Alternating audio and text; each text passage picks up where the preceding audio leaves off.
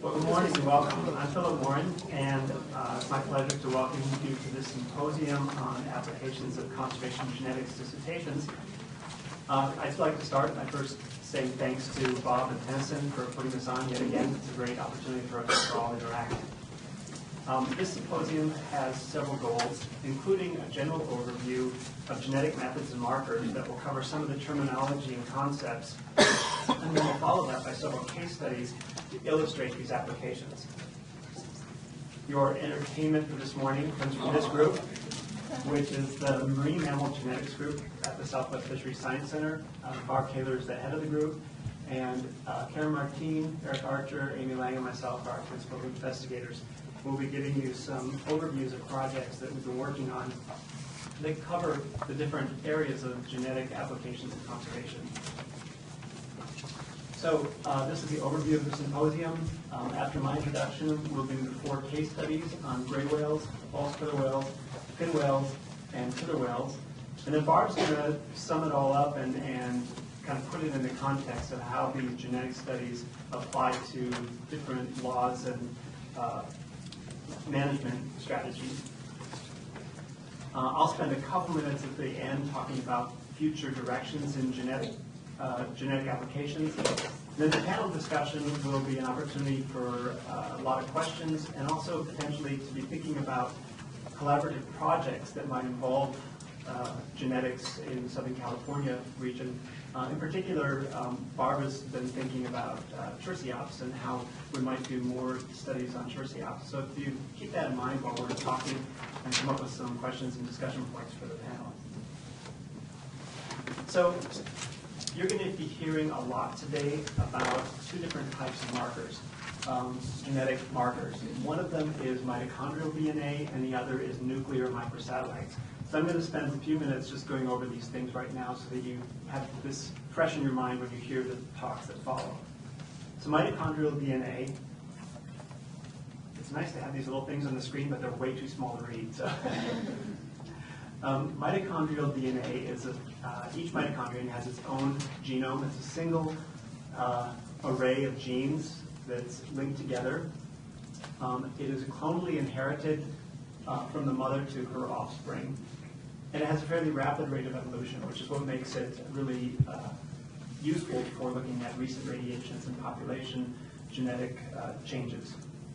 The images down below the little yellow arrow there are what we look at. We look at DNA sequence that can be anywhere from a small part of the mitochondrial genome, as you hear in the first 2 case studies, to up to the entire mitogenome. We sequence it and we look at the differences. So for example, the A to T change there in the colored part of the sequence.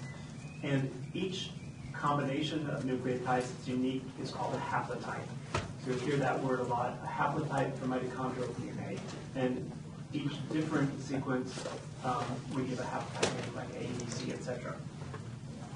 Nuclear DNA, the marker that we tend to use the most, is a microsatellite. Microsatellites are tandemly repeated pieces of DNA. In this case, what I'm illustrating is a dinucleotide repeat. It's simply 2 nucleotides repeated over and over again a certain number of times. These are biparentally inherited, so each person has a copy of their gene. Half of their genome is from one parent and half from the other parent. So you can inherit 1 allele from each parent.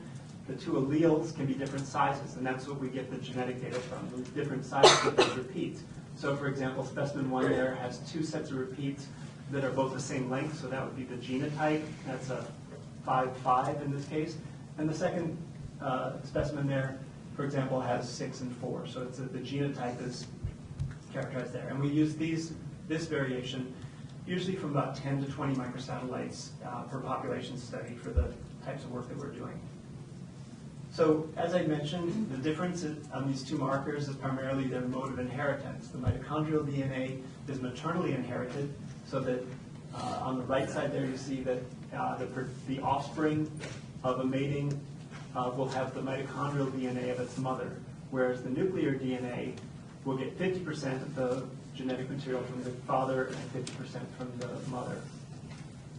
To take this, kind of give an illustration of this, if we considered humpback whales in the North Atlantic, and we want to do a genetic study, starting with mitochondrial DNA. We might collect samples from the feeding grounds in the north, where those three arrows point to A, B, and C, and from the breeding grounds down in the Caribbean. If we were to look at the mitochondrial DNA in these different regions in the north, feeding regions, we might find, we do find in humpback whales that each region has a different haplotype that's fixed.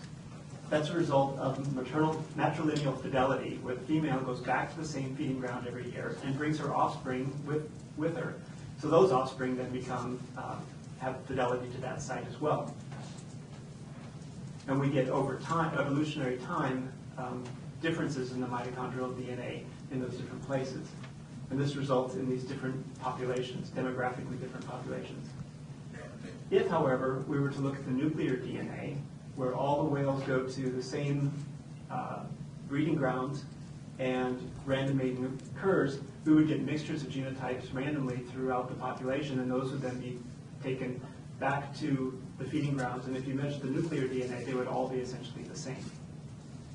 So this illustrates that there are two different kinds of questions we might ask and use different genetic tools to ask those questions. So there are a lot of different things that we can use these types of genetic markers for. This is just a partial list. Species identification, so you've got a blob of something on the beach and you want to know what it is, we can use the mitochondrial DNA typically to identify that. Phylogenetics is look at the evolutionary relationships between species. Phylogeography is usually below the species level, and that's the application of evolutionary analysis like phylogenetics on a geographic scale. Population structure, assignment of individuals to population, population monitoring, parentage analysis and social structure, and individual identification. These are, like I said, just a partial list of the things that we use genetics for. In today's talks, you're going to not even hear all of those. We can't cover everything, but we wanted to try to illustrate the things that we do most often for conservation genetics and cetacean studies. And as I said, you'll hear about different methods of analysis of these markers and different markers applied for different questions. So with that, I want to move on to the first case study. And this is a study of gray whales presented by Amy Lang and will involve primarily migration and stock structure.